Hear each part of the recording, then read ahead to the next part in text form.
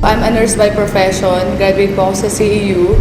And then po, after ko po makagraduate, nag-work po ako sa hospital for 1 year.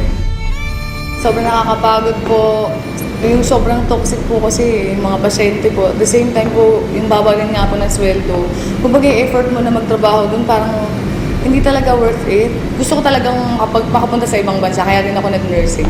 Napapagod lang ako, tapos po wala rin ako naiipon. Kung dito lang ako magtatrabaho, walang mangyayari sa future ko. Nung naka 1 year na po ako sa hospital, kumbaga parang na-realize ko na hindi ako para dito sa hospital. Hanggang nag-work ako, nag-apply po ako sa bangko. Kasi nga medyo mas mataas ang sweldo. Ang hirap-hirap magbilang ng perang hindi sa'yo. Milyon-milyon po araw-araw ang binibilang ko. Pero parang sabi ko, kailan kaya darating yung time na sariling kong pera naman yung binibilang ko.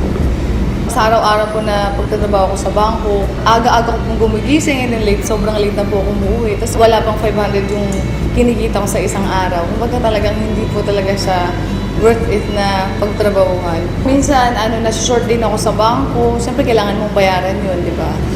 Magkano na nga lang po yung sinasweldo ko sa bangko, tapos kakaltasan ka pa.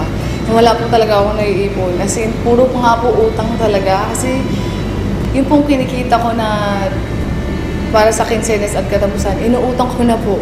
Kaya po pag halimbawa sweldo na po, dumadaan lang sa palad ko at kailangan ko nang bayaran yung mga dapat ko pong bayaran. Naisip ko, paano na yung future ko? Kapag kung ganito lang ng ganito.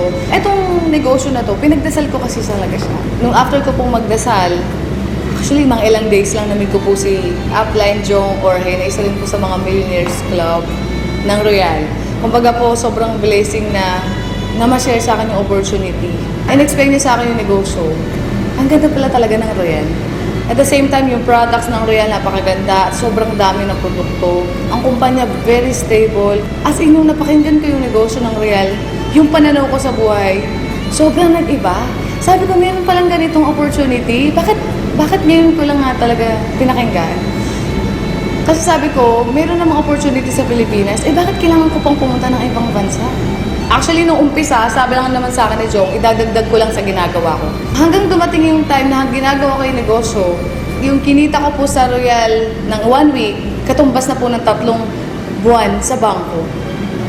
Kaya sabi ko po, grabe talaga, parang kailangan ko na talaga i-full-time ang Royal. Kaya po noong April, nag-resign na po ako. So, sineryoso ko po agad yung Royal.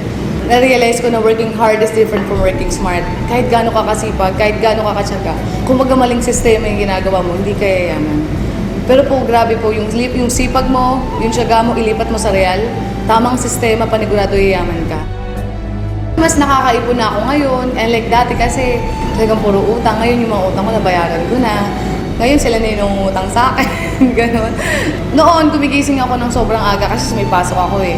Ngayon, nung nag-Royal ako, gumigising lang ako pagtapos na ako matulog. After 7 months lang, nakabili po ako ng brand new Ford Fiesta because of Royal Business Club. Kaya sobrang thankful po ako, buti na lang may Royal. Lahat po naging negative sa akin, sobrang naging positive po sila. Yung pera na dati sa bangko, sobrang pagod ako magbilang ng perang hindi akin.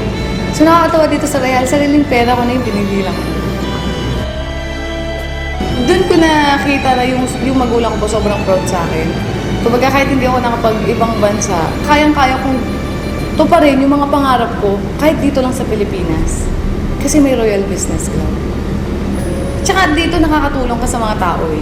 Yung ginagawa mo hindi lang para sa sarili mo, pero para din sa iba na may mga pangarap din. Kasi ako nakuha ko na yung pangarap ko. Pero yung mga kasamahan ko na naging part ng Royal, gusto ko rin silang matulungan na makuha rin nila yung mga pangarap nila.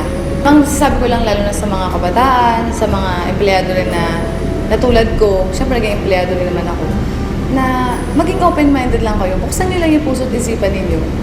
At the same time, dito hindi naman sinabing iwan mo yung ginagawa mo eh. Ang sabi lang naman ni Royal, idadagdag mo lang sa kung anong ginagawa mo. Kung wala kang dinadagdag sa ginagawa mo or binabago, hanggang dulo wala namang magbabago.